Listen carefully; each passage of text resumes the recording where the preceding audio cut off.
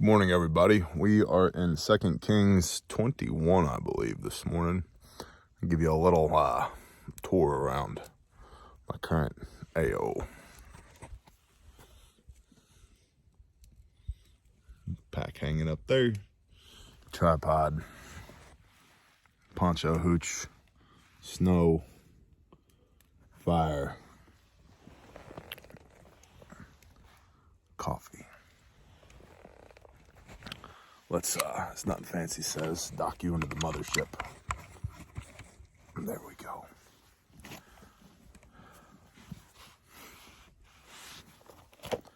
Second Kings 21, page 407. Continuing in the ongoing saga of kings that will not heed the voice of Yah. And Manasseh was 12 years old when he began to reign after the death of Hezekiah, his father, and 2 Kings 20. And Manasseh was 12 years old when he began to reign, and he reigned 55 years in Jerusalem, and his mother's name was Hephzibah. And he did evil in the eyes of Yahweh, according to the abominations of the nations, whom Yahweh dispossessed before the children of Israel. So he did the abominations of the nations. It says in Proverbs, I believe, that abominations provoke the Father against us. And it makes it quite clear in places like Leviticus 11 what abominations are, and in Proverbs what abominations are. And it's specifically certain types of food and certain types of behavior. Pork, homosexuality, bestiality, all abominations, per the Bible. And he turned and built the high places which Hezekiah his father had destroyed, and raised up slaughter places for Baal, and made an Asherah, as Ahab king of Israel had done. Asherah, they're carved phallic symbols, they're penises, also known as sun pillars, or obelisks, or steeples.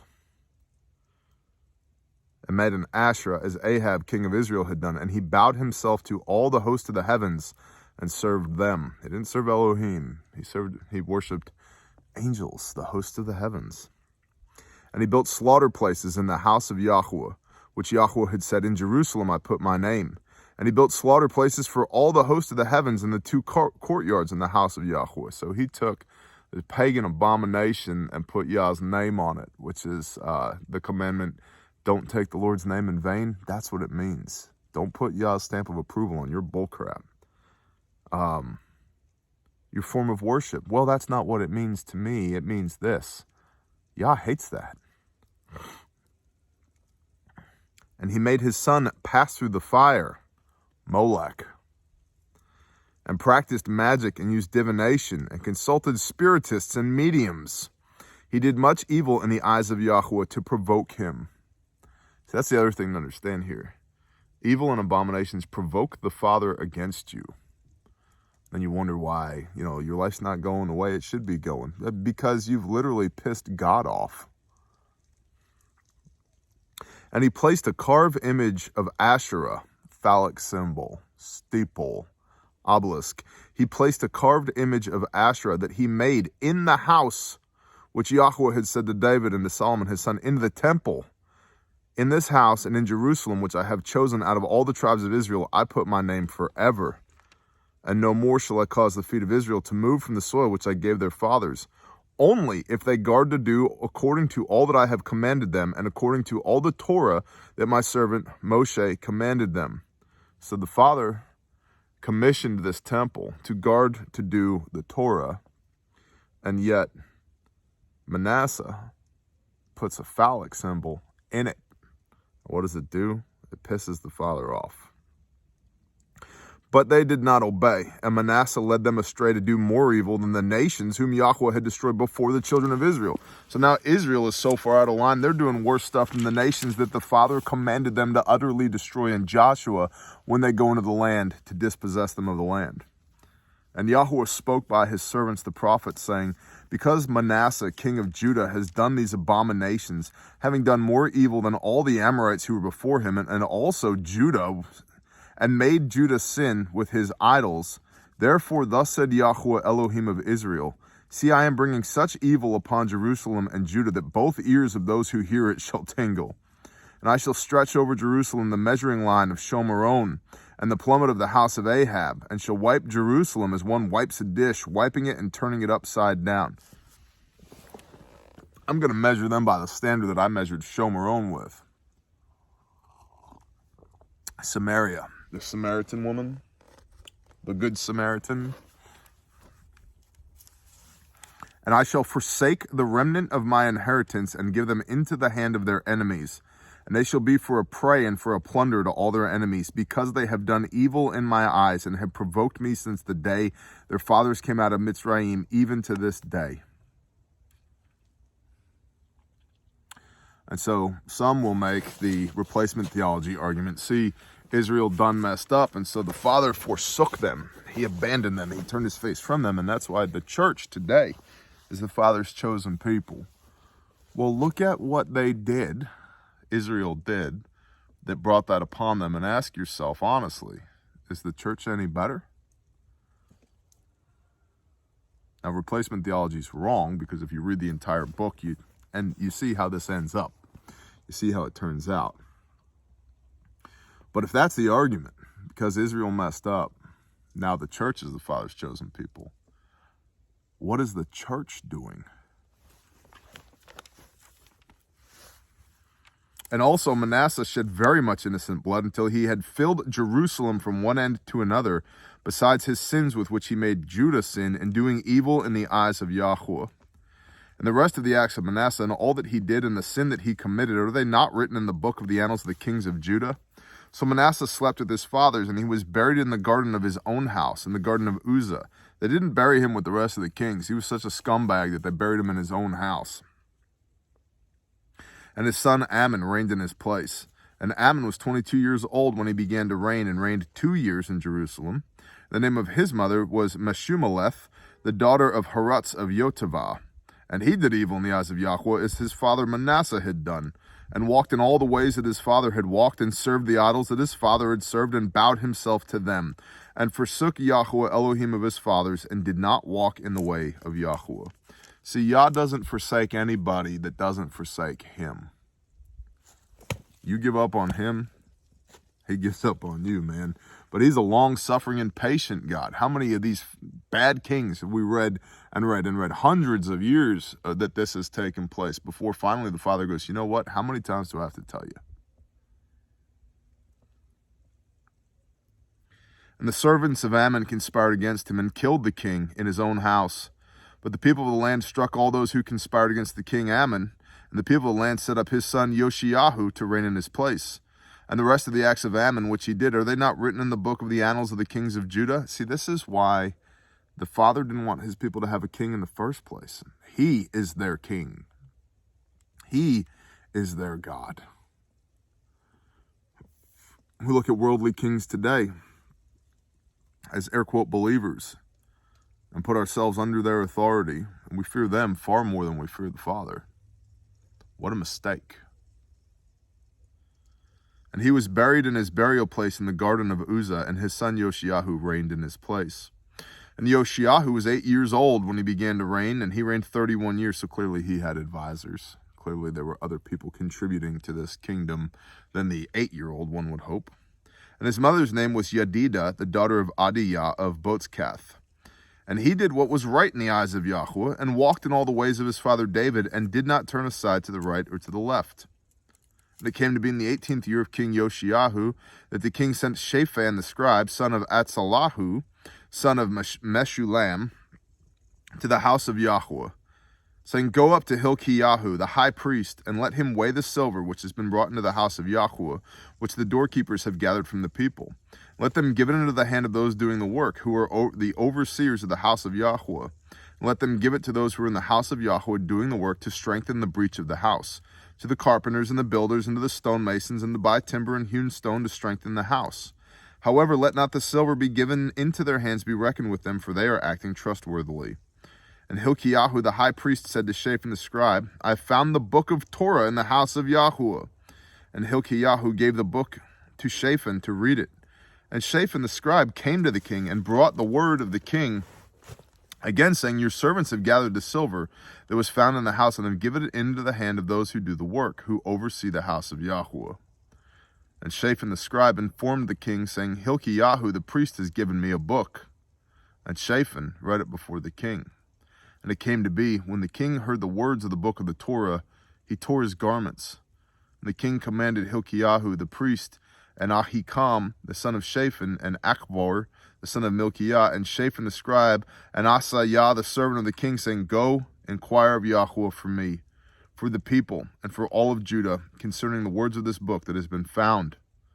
For great is the wrath of Yahweh that is kindled against us, because our fathers have not obeyed the words of this book, to do according to all that is written concerning us.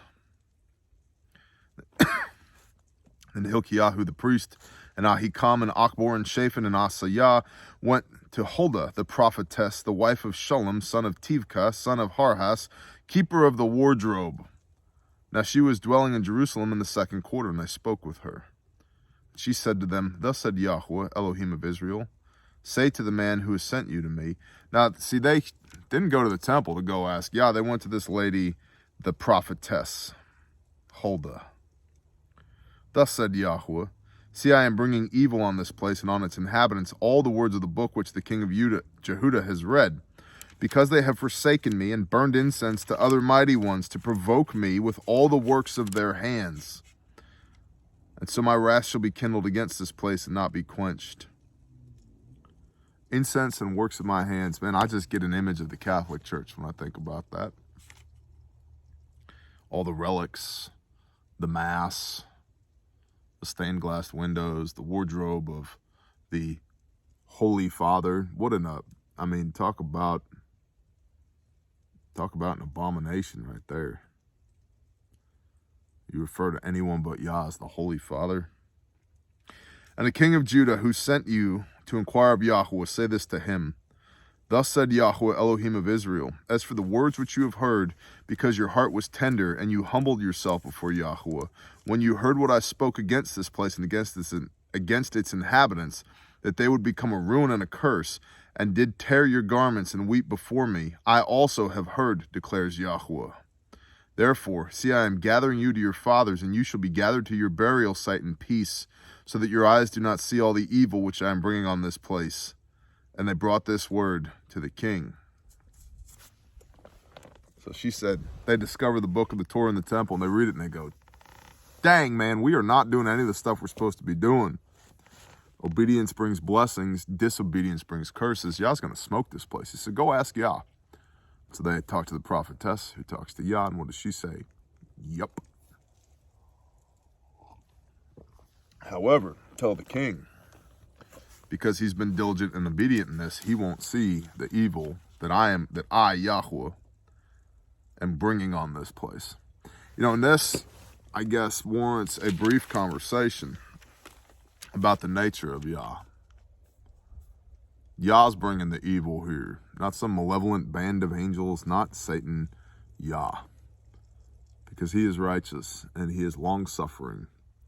He told his kiddos how to behave, and they didn't. And he's had enough. Yah is bringing the evil on this place. And the king sent, and they gathered all the elders of Judah and Jerusalem to him.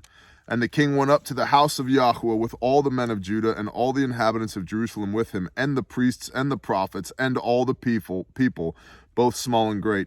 And he read in their hearing all the words of the book of the covenant, the Torah. The king read the Torah to everybody, which had been found in the house of Yahweh. And the king stood by the column and made a covenant before Yahweh, to follow Yahweh and to guard his commands and his witnesses and his laws with all his heart and with all his being, to establish the words of this covenant that were written in this book. And all the people stood to the covenant. Then the king commanded Hilkiah the high priest and the priests of the second order and the doorkeepers to bring out of the hekel of Yahweh all the temple of Yahweh, all the objects that were made for Baal and the Asherah and all the hosts of the heavens. And he burned them outside Jerusalem in the fields of Kidron and took their ashes to Bethel. And he killed the black-robed priests whom the kings of Judah had appointed to burn incense on the high places in the cities of Judah and in the places all around Jerusalem. And those who burned incense to Baal, to the sun, and to the moon, and to the constellations, and to all the host of the heavens. There is no God but God. And he brought out the Asherah, the pillars, the sun pillars, the steeples, the obelisks, the penises, from the house of Yahweh to the Wadi Kidron outside of Jerusalem, and burned it at the Wadi Kidron, and ground it to ashes, and threw its ashes on the burial sites of the sons of the people. And he broke down the houses of the male cult prostitutes that were in the house of Yahweh, where the women wove tapestries for the Asherah. And he brought out all the priests from... And look at how messed up this worship had become at this point. And he brought all the priests from the cities of Judah and defiled the high places, where they worshipped these false gods, where the priests had burned incense from Giva to Beersheba, and broke down the high places at the gates, which were at the entrance of the gate of Joshua, the governor of the city, which were left in the city gate. However, the priests of the high places did not come up to the slaughter place of Yahweh in Jerusalem, but they ate unleavened bread among their brothers. And he defiled Topheth, which is in the valley of the son of Hinnom, so that no man could make his son or daughter pass through the fire to Molech. Good job. And he did away with the horses that the kings of Judah had given to the sun at the entrance to the house of Yahweh by the room of Nathan Melech the eunuch that were in the court. And he burned the chariots of the sun with fire. And the slaughter places that were on the roof of the upper room of Ahaz, which the king of Judah had made, and the slaughter places which Manasseh had made in the two courtyards of the house of Yahweh, the king broke down, and rushed from there, and threw their dust into the Wadi Kidron. And the king defiled the high places that were before Jerusalem, which were on the right hand of the mountain of destruction, which Solomon king of Israel built for Ashtaroth, the abomination of the Sidonians, and for Chemosh, the abomination of the Moabites, and for Milcom, the abominations of the children of Ammon. And he broke in pieces the pillars, and cut down their asherim, and filled their places with the bones of men. And also the slaughter place that was at Bethel, and the high place which Jeroboam son of Nevat made, by which he made Israel sin, both that slaughter place and the high place he broke down. And he burned the high place and ground it into dust, and burned the Asherah. You seeing a theme here? Get this false worship out of your life. And then Yoshiyahu turned and saw the burial sites that were there on the mountain, and he sent back and took the bones out of the burial places and burned them on the slaughter place, and defiled it according to the word of Yahweh, which the man of Elohim proclaimed, who proclaimed these words. And he said, "What tombstone is this that I see?" And the men of the city said to him, "It is the burial site of the man of Elohim who came from Judah and proclaimed these matters which you have done against the slaughter place of Bethel." And he said, "Let him alone, let no one move his bones." So they left his bones alone with the bones of the prophet who came from Shomeron. And Yoshiyahu also took away all the houses of the high places that were in the cities of Shomeron, which the kings of Israel had made to provoke. And he did to them according to all the deeds he did in Bethel. And he slaughtered all the priests of the high places who were there on the slaughter places, and burned men's bones on them, and then went back to Jerusalem. And the king commanded all the people, saying, "Prepare the Pesach, the Passover, to Yahweh your Elohim, as it is written in this book of the covenant." True worship, covered by the blood of the Lamb. Prepare the Passover. For such a Pesach, for such a Passover had not been prepared since the days of the rulers who ruled Israel, nor in all the days of the kings of Israel and the kings of Judah. But in the 18th year of the king Yoshiyahu, this Pesach was prepared before Yahweh in Jerusalem. And also Yoshiyahu put away all those who consulted mediums and spiritists and the household mighty ones and idols, and all the abominations that were seen in the land of Judah and in Jerusalem, in order to establish the words of the Torah which were written in the book that Hilkiyahu the priest found in the house of Yahweh. See, the Father's word will not return to him void. You can try and destroy it. You can build all your false doctrines and dogmas around it. You can put a whole system of man-made worship in place of the Father's word, but it will not return to him void. And before him there was no king like him, who turned back to Yahweh with all his heart, and with all his being, and with his might, according to all the Torah of Moshe. And after him none rose up like him. So Yoshiyahu was getting after it, who turned back to Yahweh with all his heart, and with all his being, with all his soul, and with all his might, according to all the Torah of Moshe. No man can do all the Torah. You need to quit letting pastors lie to you.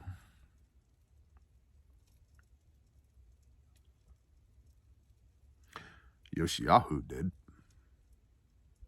in partnership with Yah. You can't do the Torah without partnership with Yah. Worship in spirit and in truth. That is why Messiah rebuked the Pharisees, the Sadducees, the scribes, and the high priests over and over again, because they were trying to make the Torah their thing. It's not their thing, it's Yah's thing. However, Yahweh did not turn from the fierceness of his great wrath, with which his wrath burned against Judah, because of all the provocations with which Manasseh had provoked him. And Yahweh said, even Judah I shall remove from my presence, as I have removed Israel, and I shall reject this city Jerusalem, which I have chosen, and the house of which I said my name is there. And the rest of the acts of Yoshiyahu, and all that he did, are they not written in the book of the annals of the kings of Judah? In his days Pharaoh Necho, king of Mitzrayim, went up against the kings of Ashur to the river Euphrates, and King Yoshiyahu went out to him, and killed him at Megiddo when he saw him. And his servants conveyed his body in a chariot from Megiddo, and brought him to Jerusalem, and buried him in his own burial place. And the people of the land took Jehoahaz, the son of Yoshiyahu, and appointed him, and set him up to reign in his father's place. And Jehoahaz was 23 years old when he began to reign, and he reigned 3 new moons, 3 months in Jerusalem. And his mother's name was Hamutal, the daughter of Yirmiyahu of Livnah. And he did evil in the eyes of Yahweh, according to all that his fathers did. And Pharaoh Necho imprisoned him at Riblah in the land of Hamath, to keep him from reigning in Jerusalem. And he imposed on the land a fine of 100 talents of silver and a talent of gold. 7,000 pounds of silver and 72 pounds of gold. And Pharaoh Necho set up Eliakim, son of Yoshiyahu, to reign in the place of his father Yoshiyahu, and changed his name to Jehoiakim. And Pharaoh took Jehoahaz and went to Mitzrayim, and he died there. And Jehoiakim gave the silver and the gold to Pharaoh. Only he taxed the land to give silver according to the mouth of Pharaoh. He exacted the silver and the gold from the people of the land, from everyone according to his assessment, to give it to Pharaoh Necho. And Jehoiakim was 25 years old when he began to reign, and he reigned 11 years in Jerusalem. And his mother's name was Zebedah, the daughter of Pedaiah of Rumah. And he did evil in the eyes of Yahweh, according to all that his fathers did.